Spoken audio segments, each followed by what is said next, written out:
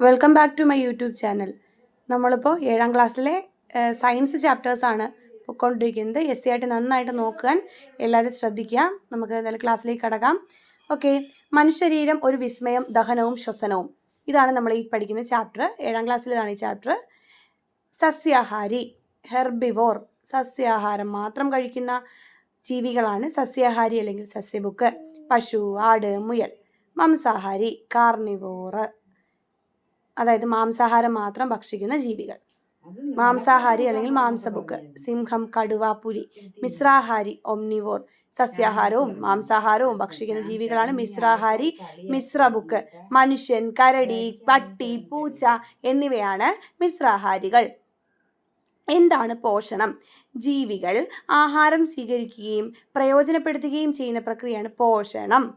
പോഷണത്തിൽ 5 ഘട്ടങ്ങളുണ്ട്. ആഹാര സ്വീകരണം, ദഹനം, ആഗിരണം, സാംശീകരണം, വിസർജനം. എന്തൊക്കെയാണ്? ആഹാര സ്വീകരണം, ദഹനം, ആഗിരണം, സാംശീകരണം, വിസർജനം. ആഹാര സ്വീകരണം പോഷക പ്രക്രിയയിലെ ആദ്യ ഘട്ടം. ആഹാരം ആദ്യം എത്തുന്നത് വായിലാണ്. വായിൽ വെച്ച് ആഹാരം ഉമിനീരുമായി കലരുകയും പല്ലിൻ്റെ സഹായത്താൽ കുഴമ്പ് രൂപത്തിലാവുകയും ചെയ്യുന്നു. ദഹനം സങ്കീർണമായ ആഹാരപദാർത്ഥങ്ങളെ ആഗിരണത്തിന് ഉതകുന്ന തരത്തിൽ ലഘുഘടകങ്ങളാക്കി മാറ്റുന്ന പ്രക്രിയയാണ് ദഹനം. എന്താണ് ആഗിരണം? ദഹിച്ച ആഹാരം ശരീരം സ്വീകരിക്കുന്ന പ്രക്രിയ. എന്താണ് സാംശീകരണം? ആഗിരണം ചെയ്യപ്പെട്ട ആഹാര ഘടകങ്ങൾ ശരീരത്തിൻ്റെ ഭാഗമാക്കുന്ന പ്രക്രിയയാണ് സാംശീകരണം. എന്താണ് വിസർജനം? ശരീരപ്രവർത്തനങ്ങളുടെ ഫലമായി ഉണ്ടാകുന്നതും ശരീരത്തിന് ആവശ്യമില്ലാത്തതുമായ വസ്തുക്കളെ ശരീരം പുറന്തള്ളുന്ന പ്രക്രിയയാണ് വിസർജനം. പല്ലുകളെ പറ്റി പഠിക്കാം. പല്ലിലെ ഉപരിതല പാളിയാണ് ഇനാമൽ. മനുഷ്യശരീരത്തിലെ ഏറ്റവും കാഠിന്യമേറിയ പദാർത്ഥം പല്ലിലെ ഇനാമൽ. കുഞ്ഞിന് ആദ്യം മുളയ്ക്കുന്ന പല്ലുകൾ പാൽപ്പല്ല്, മിൽക്ക് ടീത്ത്. കുഞ്ഞുങ്ങൾക്ക് പല്ല് മുളയ്ക്കാൻ തുടങ്ങുന്നത് ഏകദേശം 6 മാസമാകുമ്പോൾ. വായുടെ മുകളിലും താഴെയുമായി 10 വീതം ആകെ 20 പാൽപ്പല്ലുകളാണ് മനുഷ്യർക്കുള്ളത്. പാൽപ്പല്ലുകൾ കൊഴിഞ്ഞു പോയതിനു ശേഷം പിന്നീട് മുളയ്ക്കുന്ന പല്ലുകളാണ് സ്ഥിരദന്തങ്ങൾ അഥവാ പെർമനന്റ് ടീത്ത്. സ്ഥിരദന്തങ്ങൾ പൊട്ടിപ്പോവുകയോ ഇളകിപ്പോവുകയോ ചെയ്താൽ ആ സ്ഥാനത്ത് പകരം പുതിയ പല്ലുകൾ ഉണ്ടാകുന്നില്ല. വ്യത്യസ്ത തരം പല്ലുകൾ ഏതാണ്? പല്ലുകൾ: ചർവണകം, അഗ്രചർവണകം, കോമ്പല്ല്, ഉളിപ്പല്ല്. ഉളിപ്പല്ല് അഥവാ ഇൻസിസസ്. ആഹാര വസ്തുക്കൾ കടിച്ചു മുറിക്കാൻ സഹായിക്കുന്ന പല്ല്. മുൻവശത്ത് മുകളിലും താഴെയുമായി 4 വീതം 8 പല്ലുകൾ കാണപ്പെടുന്നു. കോമ്പല്ല് ആഹാര വസ്തുക്കൾ കടിച്ചു കീറാൻ സഹായിക്കുന്ന പല്ലാണ് കോമ്പല്ല്. ഉളിപ്പല്ലുകളുടെ സമീപം ഇരുവശങ്ങളിലും മുകളിലും താഴെയുമായി 2 വീതം 4 പല്ലുകൾ കാണപ്പെടുന്നു. അഗ്രചർവണകം ആഹാര വസ്തുക്കൾ ചവച്ചരയ്ക്കാൻ സഹായിക്കുന്നു. ആഹാര വസ്തുക്കൾ ചവച്ചരയ്ക്കാൻ സഹായിക്കുന്ന പല്ലാണ് അഗ്രചർവണകം. കോമ്പല്ലിന് സമീപം ഇരുവശങ്ങളിലും മുകളിലും താഴെയുമായി 4 വീതം 8 പല്ലുകൾ കാണപ്പെടുന്നു. ചർവണകം ആഹാര വസ്തുക്കൾ ചവച്ചരയ്ക്കാൻ സഹായിക്കുന്നു. ചർവണകം മുകളിലും താഴെയുമായി 6 വീതം 12 പല്ലുകൾ കാണപ്പെടുന്നു. മുകളിലും താഴെയുമായി 6 വീതം 12 പല്ലുകൾ കാണപ്പെടുന്നതാണ് ചർവണകം. അഗ്രചർവണകം, ചർവണകം എന്നീ വിഭാഗങ്ങളിലുള്ള പല്ലുകളെ പൊതുവായും അണപ്പല്ലുകൾ എന്ന് വിളിക്കുന്നു. പ്രായപൂർത്തിയായ ഒരാളുടെ പല്ലുകളുടെ എണ്ണം 32. പ്രായപൂർത്തിയായ ശേഷം മുളയ്ക്കുന്ന 4 സ്ഥിരദന്തങ്ങൾ അറിയപ്പെടുന്നതാണ് വിവേകദന്തങ്ങൾ. മാംസാഹാരികളുടെ വികാസം പ്രാപിച്ച കോമ്പല്ലുകൾ മാംസം കടിച്ചു കീറാൻ സഹായിക്കുന്നു. സസ്യാഹാരികളിൽ ആഹാരം കടിച്ചു മുറിക്കാൻ ഉളിപ്പല്ലുകളും ആഹാരം ചവച്ചരയ്ക്കാൻ അണപ്പല്ലുകളും സഹായിക്കുന്നു. എന്താണ് ദന്തക്ഷയം? പല്ലുകൾക്കിടയിൽ പറ്റിപ്പിടിച്ചിരിക്കുന്ന ആഹാര അവശിഷ്ടങ്ങൾ ബാക്ടീരിയകൾ പോഷണം നടത്തുന്നതിൻ്റെ ഫലമായുണ്ടാകുന്ന വീര്യം കുറഞ്ഞ ആസിഡാണ് ലാക്റ്റിക് ആസിഡ്. കാൽഷ്യം സംയുക്തമായ ഇനാമലിൽ ലാക്റ്റിക് ആസിഡ് പ്രവർത്തിച്ച് പല്ലിനെ ദ്രവിപ്പിക്കുന്നു. ദീർഘകാലം കൊണ്ട് സംഭവിപ്പിക്കുന്ന ഈ പ്രവർത്തനമാണ് ദന്തക്ഷയം. നാവിൻ്റെ ധർമ്മങ്ങൾ വിഴുങ്ങാൻ സഹായിക്കുന്നു. പല്ലുകൾക്ക് ചവച്ചരയ്ക്കാൻ പാകത്തിന് ആഹാരത്തെ വായ്ക്കുള്ളിൽ ചലിപ്പിക്കുന്നു. ആഹാരത്തിന് രുചി അറിയാൻ സഹായിക്കുന്നു. ദഹന പ്രക്രിയയിൽ പ്രധാന പങ്ക് വഹിക്കുന്നത് ഉമിനീർ ഉൽപ്പാദിപ്പിക്കപ്പെടുന്ന ഉമിനീർ ഗ്രന്ഥിയാണ്. ഉമിനീർ ഗ്രന്ഥികളുടെ എണ്ണം 3 ജോഡി പ്രധാന ഉമിനീർ ഗ്രന്ഥികളും ഏകദേശം 600 മുതൽ 1000 വരെ ചെറിയ ഗ്രന്ഥികളും ഉണ്ട്. പ്രധാന ഉമിനീർ ഗ്രന്ഥികൾ: സബ് മാൻഡിബുലർ ഗ്രന്ഥി, സബ് ലിംഗ്വൽ ഗ്രന്ഥി, പരോട്ടിഡ് ഗ്ലാൻഡ്. പ്രധാന ഉമിനീർ ഗ്രന്ഥികൾ ഏതൊക്കെയാണ്? സബ് മാൻഡിബുലർ ഗ്രന്ഥി, സബ് ലിംഗ്വൽ ഗ്രന്ഥി, പരോട്ടിഡ് ഗ്രന്ഥി. നാവിൽ രുചി അറിയാൻ രാസഗ്രാഹികൾ സഹായിക്കുന്നു. നാവിൻ്റെ ഉപരിതലത്തിൽ ഉയർന്നു നിൽക്കുന്ന ഭാഗങ്ങളാണ് പാപ്പിലകൾ. പാപ്പിലകളിൽ കാണപ്പെടുന്ന രാസഗ്രാഹി കോശങ്ങളാണ് സ്വാദുമുകുളങ്ങൾ. ആഹാരം അന്നപഥത്തിലൂടെ ആമാശയത്തിലേക്ക്. വായ്ക്കുള്ളിൽ വെച്ച് ചവച്ചരയ്ക്കപ്പെടുന്ന ആഹാരം അന്നനാളത്തിലൂടെ ആമാശയത്തിൽ എത്തിച്ചേരുന്നു. വായുടെ തുടർച്ചയായി കാണുന്ന പേശി നിർമ്മിത ഭാഗമാണ് ഗ്രസനി. ആഹാരവും വായുവും കടന്നുപോകുന്ന പൊതുവായ ഭാഗമാണ് ഗ്രസനി. ആഹാരവും വായുവും കടന്നുപോകുന്ന പൊതുവായ ഭാഗമാണ് ഗ്രസനി. ആഹാരവും വായുവും കടന്നുപോകുന്ന പൊതുവായ ഭാഗമാണ് ഗ്രസനി. അന്നനാളം അഥവാ ഈസോഫാഗസ് ആരംഭിക്കുന്ന ഗ്രസനിയിൽ നിന്നാണ്. വായയെ ആമാശയവുമായി ബന്ധിപ്പിക്കുന്ന പേശി നിർമ്മിത കുഴലാണ് അന്നനാളം. ആഹാരത്തെ ആമാശയത്തിലെത്തിക്കാൻ സഹായിക്കുന്ന അന്നനാളത്തിലൂടെ തരംഗരൂപത്തിലുള്ള ചലനമാണ് പെരിസ്റ്റാൾസിസ്. അന്നനാളവും ശ്വാസനാളവും ഗ്രസനിയിലേക്ക് തുറക്കുന്നു. ശ്വാസനാളത്തിലേക്കുള്ള വിടവാണ് ക്ലോമം അഥവാ ഗ്ലോട്ടിസ്. ശ്വാസനാളത്തിലേക്കുള്ള വിടവിൻ്റെ പേരെന്താണ്? ക്ലോമം. ആഹാരപദാർത്ഥങ്ങൾ വിഴുങ്ങുമ്പോൾ ക്ലോമത്തിലേക്ക് പ്രവേശിക്കാതെ തടയുന്ന തരുണാസ്ഥി നിർമ്മിതമായ അടപ്പാണ് കോമപിധാനം അല്ലെങ്കിൽ ക്ലോമപിധാനം. എപ്പിഗ്ലോട്ടിസ്. ഉദരാശയത്തിന് ഇരുവശത്തായി സ്ഥിതി ചെയ്യുന്ന പേശി നിർമ്മിതമായ അവയവമാണ് ആമാശയം. ആമാശയത്തിൽ വെച്ച് പോഷണത്തിൻ്റെ രണ്ടാം ഘട്ടമായ ദഹനം ഭാഗികമായി നടക്കുന്നു. ആഹാരപദാർത്ഥങ്ങൾ 4 മുതൽ 5 മണിക്കൂർ വരെ ആമാശയത്തിൽ നിലനിൽക്കും. ദഹനം പൂർത്തിയാക്കാൻ എടുക്കുന്ന സമയം 4 മുതൽ 5 മണിക്കൂർ വരെ.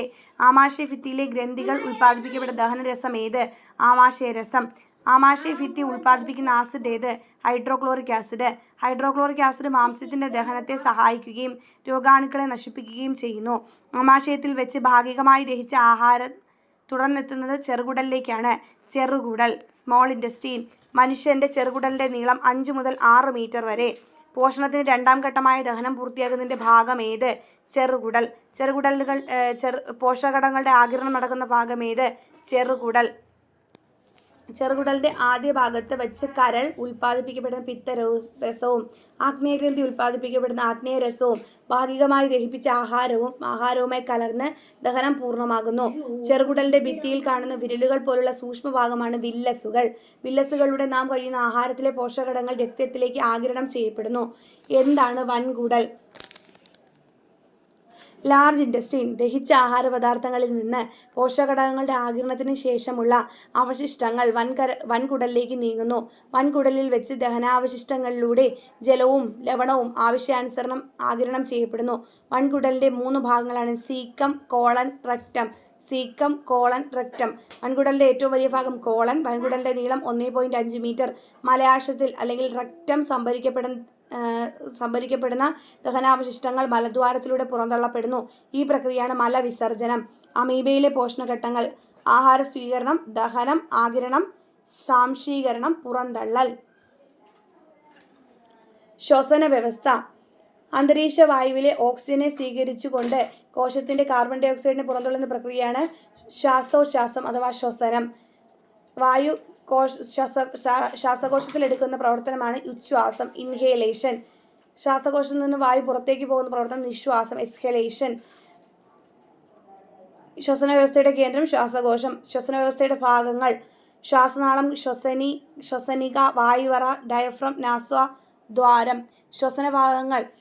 ശ്വസനവാതകങ്ങൾ ശരീരത്തിനകത്തേക്കും പുറത്തേക്കും കടക്കുന്ന ഭാഗമാണ് നാസാദ്വാരം. നാസാദ്വാരത്തെയും ഗ്രസനെയും ബന്ധിപ്പിക്കുന്ന പാത നാസാഗഹ്വരം. ഔരസാശയത്തിൻ്റെ മധ്യഭാഗം വരെ നീണ്ടുകിടക്കുന്ന ഒരു കുഴൽ ശ്വാസനാളം. ശ്വാസകോശങ്ങളിലേക്ക് പോകുന്ന ശ്വാസനാളത്തിൻ്റെ ശാഖകൾ ശ്വസനികൾ വിഭജിച്ച് ഉണ്ടാകുന്നത് ശ്വസനികകൾ. ഇനി അടുത്തെന്ന് പറയുന്നത് പ്രവർത്തനമാണ്. മനുഷ്യൻ്റെ ശ്വാസകോശം സ്ഥിതി ചെയ്യുന്ന നെഞ്ചിനകത്തെ അറയായ ഔരസാശയത്തെയും ഔരസാശയത്തിന് താഴെയുള്ള ഉദരാശയത്തെയും വേർതിരിക്കുന്ന പേശി നിർമ്മിതമായ ഭിത്തിയാണ് ഡയഫ്രം. ഡയഫ്രത്തിന് കമാനാകൃതിയാണുള്ളത്. ശ്വാസകോശങ്ങളുടെ സങ്കോച വികാസങ്ങളെ നിയന്ത്രിക്കുന്നതിൽ ഡയഫ്രത്തിന് വാരിയെല്ലുകളോട് ചേർന്ന പേശിക്കും പങ്കുണ്ട്. നാസാദ്വാരത്തിലൂടെ അകത്ത് കടക്കുന്ന വായു ശ്വാസകോശങ്ങളിലെ വായു അറയിൽ എത്തുന്നു. വായുവിൻ്റെ ഈ സഞ്ചാരപാത അറിയപ്പെടുന്ന ശ്വസനപഥം. ശ്വസനപഥത്തിൻ്റെ ഫ്ലോ ചാർട്ട്: നാസാദ്വാരം, ശ്വാസനാളം, ശ്വസനിക, വായുവറ. ഔരസാശയം വികസിക്കുമ്പോൾ ഉച്ഛ്വാസവും സങ്കോചിക്കുമ്പോൾ നിശ്വാസവും സംഭവിക്കുന്നു. ഉച്ഛ്വാസം: ഡയഫ്രം ചുരുങ്ങി വളവ് അല്പം നിവരുന്നു. വാരിയെല്ലിൻ കൂട് ഉയരുന്നു. ഔരസാശയത്തിൻ്റെ വ്യാപ്തി വർദ്ധിക്കുന്നു. ശ്വാസകോശം വികസിക്കുന്നു. വായു ശ്വാസകോശത്തിനകത്തേക്ക് പ്രവേശിക്കുന്നു. അതുപോലെ തന്നെ ഡയഫ്രം പൂർവ്വസ്ഥിതിയിലാകുമ്പോൾ വാരിയെല്ലിൻ കൂട് താഴുന്നു. ഔരസാശയത്തിൻ്റെ വ്യാപ്തി കുറയുന്നു. ശ്വാസകോശം ചുരുങ്ങുന്നു. ശ്വാസകോശത്തിൽ നിന്ന് വായു പുറത്തേക്ക് പോകുന്നു. അങ്ങനെയാണ് ശ്വസനപഥത്തിലൂടെയുള്ള വായുവിൻ്റെ സഞ്ചാരം നമ്മൾ പറഞ്ഞു വയ്ക്കുന്നത്. വാരിയെല്ലുകൾക്കിടയിലുള്ള പ്രത്യേകതരം പേശികൾ ഇന്റർകോസ്റ്റൽ പേശികൾ ഔരസാശയം ക്രമമായി സങ്കോചിക്കുകയും വികസിക്കുകയും ചെയ്യുന്നതിന് കാരണം ഡയഫ്രത്തിൻ്റെയും ഇന്റർകോസ്റ്റൽ പേശികളുടെയും സംയോജിത പ്രവർത്തന ഫലമായി ഔരസാശയത്തിൻ്റെ വ്യാപ്തം കൂടുകയും കുറയുകയും ചെയ്യുന്നു. ഇന്റർകോസ്റ്റൽ പേശികൾ സങ്കോചിക്കുന്നത് മൂലം വാരിയെല്ലുകൾ ഉയരുന്നു. ഉച്ഛ്വാസത്തിൻ്റെ ഫലമായി അന്തരീക്ഷ വായു ശ്വാസകോശത്തിൻ്റെ അറകളിൽ എത്തുന്നു. ശ്വസനവാതകങ്ങളായ ഓക്സിജന്റെയും കാർബൺ ഡൈ ഓക്സൈഡിൻ്റെയും വിനിമയം നടക്കുന്നത് വായു അറകളിലാണ്. ശ്വാസകോശത്തിലെ ശ്വസനപ്രതലത്തിൻ്റെ വിസ്തീർണം വർദ്ധിപ്പിക്കുന്നത് വായു അറകളാണ്. ഉച്ഛ്വാസവായുവിൽ ഓക്സിജൻ 21%, നിശ്വാസത്തിൽ അത് 15%. കാർബൺ ഡൈ ഓക്സൈഡ് നോക്കുമ്പോൾ 0.04 ആണ് ഉച്ഛ്വാസവായുവിൽ. നിശ്വാസവായുവിൽ നോക്കുമ്പോൾ അത് 4 ആവുന്നു. നൈട്രജൻ 78% ഉള്ളിലേക്ക് എടുക്കുന്നു, എന്നാൽ പുറത്തേക്ക് വിടുന്നതും അതുപോലെ തന്നെ 78 തന്നെയാണ്. ജലബാഷ്പം 0.96 അകത്തേക്ക് എടുക്കുന്നു. ജലബാഷ്പം 3 പുറത്തേക്ക് വിടുന്നു, 3% പുറത്തേക്ക് വിടുന്നു. ശ്വാസനാളത്തിൽ ഭക്ഷണം കൂടുമ്പോൾ നൽകേണ്ട പ്രഥമ ശുശ്രൂഷകൾ. ശ്വാസനാളത്തിൽ ഭക്ഷണം കുടിയാൽ ആ വ്യക്തിയോട് ശക്തമായി ചുമയ്ക്കാൻ ആവശ്യപ്പെടുക. ചുമയുടെ ശക്തിയിൽ ആഹാരവസ്തു പുറന്തള്ളപ്പെടും. ശ്വാസതടസ്സം നേരിട്ട വ്യക്തിയെ അല്പം കുനിച്ചു നിർത്തി പിറകിലായി നിന്ന് 2 കൈകൾ കൊണ്ട് അപകടത്തിൽപ്പെട്ടയാളുടെ വയറിൽ ശക്തമായി അമർത്തുക. ആവശ്യമെങ്കിൽ ഏതാനും തവണ ഇത് ആവർത്തിക്കാം. ചെറിയ കുട്ടികളാണെങ്കിൽ കമഴ്ത്തി പിടിച്ച് തോളലുകൾക്കിടയിൽ ശക്തിയായി തട്ടണം. ആവശ്യമെങ്കിൽ വൈദ്യസഹായം ലഭ്യമാക്കണം. ശ്വാസകോശങ്ങൾ രോഗങ്ങളാണ് ബ്രോങ്കൈറ്റിസ്. പുകയിലയിലെ ടാർ, കാർബൺ മോണോക്സൈഡ് തുടങ്ങിയ വായു അറകളിൽ അടിഞ്ഞുകൂടുന്നവ ശ്വാസകോശത്തിന് വീക്കം ഉണ്ടാക്കുന്ന അവസ്ഥയാണ് ബ്രോങ്കൈറ്റിസ്. പുകയിലയിലെ വിഷപദാർത്ഥങ്ങൾ വായു അറകളുടെ എലാസ്റ്റികത നഷ്ടപ്പെടുന്നത് മൂലം അവ പൊട്ടി വൈറ്റൽ കപ്പാസിറ്റി കുറയുന്ന അവസ്ഥയാണ് എംഫിസിമ.